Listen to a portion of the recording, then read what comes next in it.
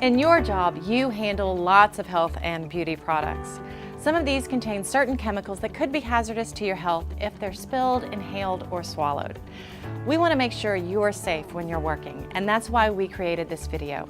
In the next few minutes, you'll learn some things to help you stay safe on the job and keep our workplace safe for coworkers and our customers. The Occupational Safety and Health Administration, or OSHA, has set up a rule called the Hazard Communication Standard. This rule sets up specific requirements to help people who work with hazardous chemicals work safely. The Hazard Communication Standard has recently been revised as we now use the Globally Harmonized System of Classification and Labeling of Chemicals, or GHS. Every day, all of us come in contact with chemicals. Most chemicals are not hazardous, but some can catch fire, explode, burn our eyes, or make us sick. Lots of these kinds of chemicals are dangerous only under certain conditions, or if we don't use them as indicated in the manufacturer's instructions. If we know more about the chemicals we use, then we can handle them safely and protect ourselves and others. Let's look at some of the words and phrases used to talk about hazardous materials. OSHA has decided that there are about 2,500 chemicals that have characteristics that make them hazardous chemicals. Some chemicals aren't hazardous when you use them correctly, but might be a problem when you store them or ship them. These are called Other Regulated Materials, or ORMD for short. Every hazardous chemical product in the workplace has a safety data sheet, or SDS. The SDS tells you all about a hazardous chemical. Chemicals can have two kinds of hazards, either physical hazards or health hazards. Some have both physical and health hazards. Chemicals that have a physical hazard explode or catch fire easily. Chemicals that have health hazards can injure people or make them sick. Chemicals come in three forms: solid, liquid, and gas. Some chemicals are in only one of the forms, but others can change forms under certain conditions, like when you heat them up. And some liquid chemicals give off vapors. These are very small particles of the chemical that get in the air. Hazardous chemicals can get into a person's body in four ways: breathing them, getting them on your skin, getting them in your eyes, or swallowing them. How harmful a hazardous chemical is depends on how much you're exposed to it. This is called exposure. OSHA has decided that chemicals with certain characteristics should be considered hazardous. Another government agency, the Department of Transportation, has labeled each type of hazardous chemical by class to help identify the problems associated with these chemicals. Some of the products we sell are defined as hazardous. Let's take a closer look at some of those different classes of hazardous chemicals. We don't sell any explosives. Flammable liquids that give off vapors and catch fire easily? We do sell some flammable liquids. Some examples are certain hairsprays, polish removers, and styling products. Flammable solids that can catch fire. We don't sell any flammable solids. Corrosive liquids or solids that cause irreversible damage to human skin if they come in contact with the skin. We do sell some corrosive liquids and solids. For example, most chemical relaxers are categorized as corrosive. There are some products that are usually not hazardous during normal use, but might become hazardous during shipping and storing. These are called Other Regulated Material Domestic, or ORMD. We do sell some of these. For example, a bottle of hair color sitting on a shelf is totally harmless, but when it's shipped, the container could break, and that might be a problem. Some other examples of ORMD products are certain hairsprays and nail polishes.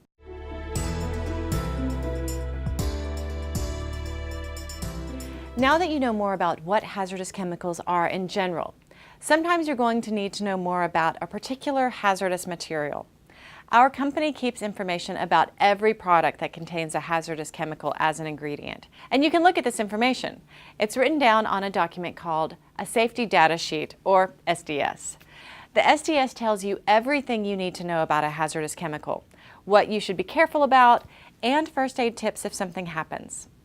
You may also hear this sheet called an MSDS. It's the same thing, just updated with a new name and standard format. Eventually, every MSDS will be replaced by an SDS. Let's take a closer look at an SDS. Each SDS contains 16 uniform sections aimed at use in the workplace. The first section is Identification Information. This section lists the GHS product identifier and the name and address of the manufacturer. It may also list an emergency phone number. The Hazard Identification. This section describes the hazards of the substance or mixture and appropriate warning information. The next section on the SDS is Composition/Information on Ingredients. This section identifies impurities and stabilizing additives which are themselves classified and which contribute to the classification of the substance. Section 4, First Aid.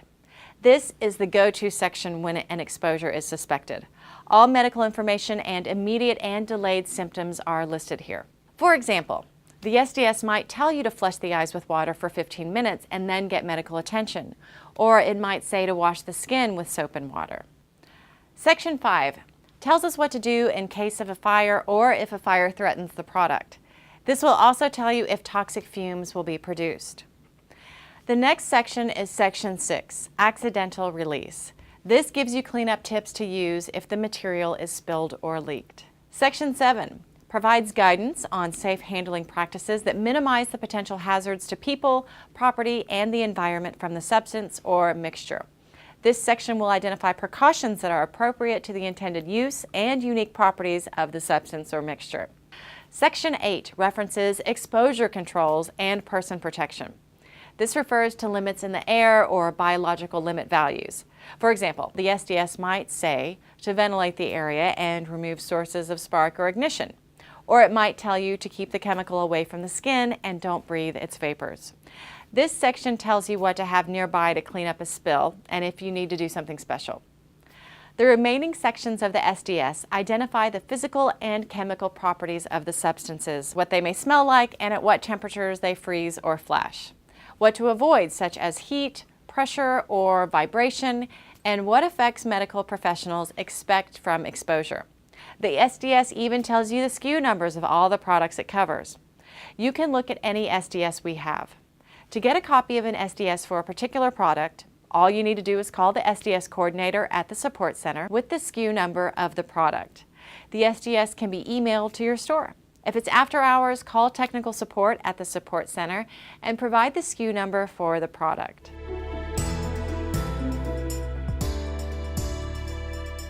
Of course, another way to know about a hazardous material is to look at the container label.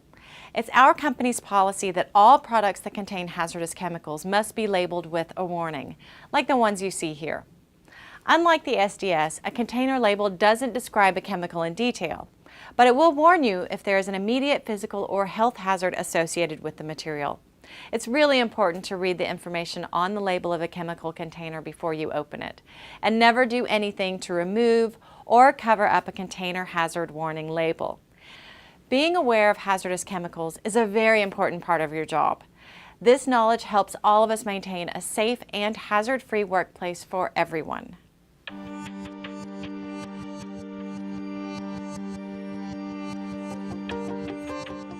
Sometimes a product gets spilled or leaks in one of our stores.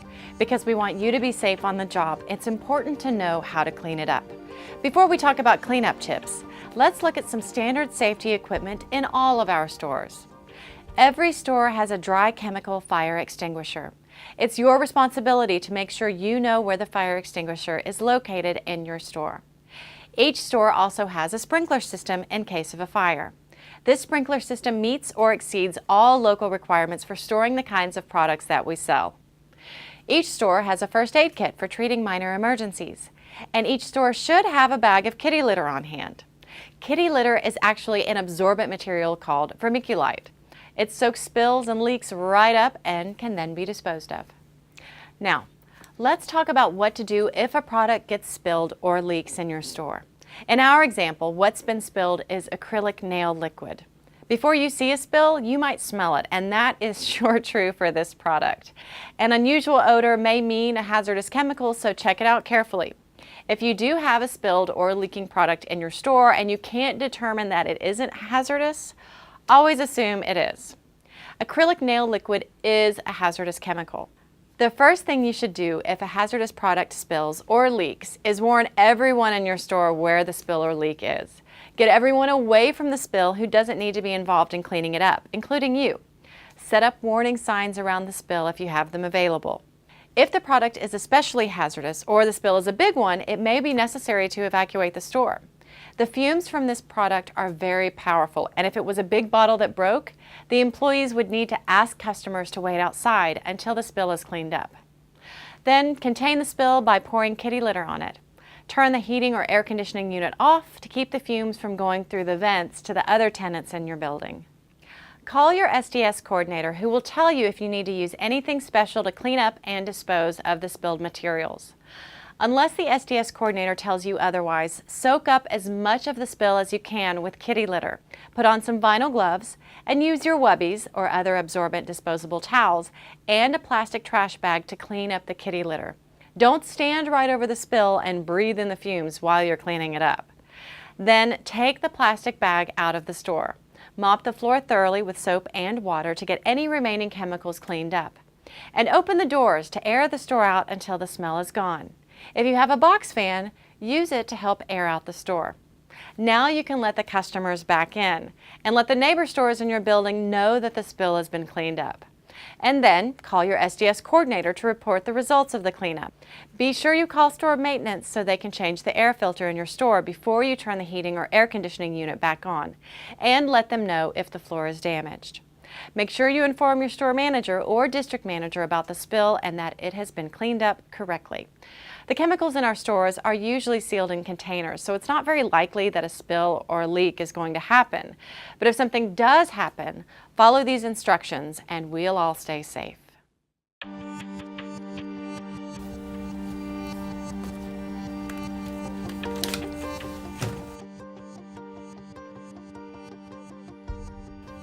Now that you know more about certain kinds of hazardous chemicals and ORMD materials, you need to know what the rules are about shipping these materials. Hazardous materials cannot be shipped out of the store under any circumstances, but ORMD materials can be shipped if they're shipped properly. How are you going to know the difference? Here's how. Let's say a customer places an order for Seabreeze astringent. When you enter the item to ring up the sale, the POS system displays a message that tells you the item is a hazardous material and cannot be shipped under any circumstances. The POS will not let you complete the sale of the order until you delete this SKU. However, if the product you're ringing up happens to be an ORMD, like this Miss Clairol hair color, the message will tell you that it is an ORMD product and can't be shipped in any way that might end up on an airplane. It'll tell you that you can ship it on the ground, but only if you put an ORMD sticker on the outside of the carton. What this means is the products can be shipped by UPS ground only. After you finish ringing up the order, find a box to ship it in. Be sure you find a box that doesn't have anyone else's hazardous markings on the outside. Pack the ORMD materials and the other products you need to ship in the box with enough packing material to protect them. Then seal the box and put an ORMD sticker on the outside. It's really important to remember that even if there's even one ORMD product in an order, you have to treat the entire order like it's totally ORMD. So, put a sticker on the outside of the box and ship it UPS ground. Each store should have plenty of ORMD stickers. If you run out, they can be ordered through your store replenishment center. Okay, we know that we can't ship hazardous materials under any circumstances, but we can ship ORMD materials if we ship them by UPS with an ORMD sticker on the shipping carton. Now, let's review what else we've learned about hazardous materials. The government's Occupational Safety and Health Administration, or OSHA, has set up a rule called the Hazard Communication Standard. This rule sets up specific requirements to help people who work with hazardous chemicals to work safely. How harmful a hazardous chemical is depends on how much you're exposed to it. Some products we sell are defined as hazardous. The hazardous products we sell fall into the following classes of hazardous materials: flammable liquids, corrosive liquids or solids, and ORMD products. But we do not sell any products in the other classes, including explosives or radioactive materials. The document that gives you the most complete information about a hazardous chemical is called an SDS. You can look at an SDS. To see one, contact the SDS coordinator. You'll find a lot of things on an SDS, including what hazardous ingredients are in a product and spill or leak procedures, but you won't find instructions for shipping the product. You should always read the information on a chemical container before you open it. This information is found on the container label. On a hazardous chemical container label, you will find a hazard warning, but you won't find the phone number of the SDS coordinator or all of the same information that is on the SDS sheet. A fire extinguisher is a piece of safety equipment found in every store. An unusual odor in your store might indicate a spill or leak of a hazardous chemical. If there is a product spill in your store and you can't determine if it's hazardous or not, always assume that it is. The first thing you should do in the event of a hazardous spill is warn everyone in the store. Products defined as hazardous cannot be shipped from your store at all. Our company permits ORMD products to be shipped by UPS Ground only, not by Postal Service or UPS Air. An ORMD label must be applied to every carton shipped from your store if there's even one ORMD product inside the carton. And you can get ORMD stickers from your store replenishment center.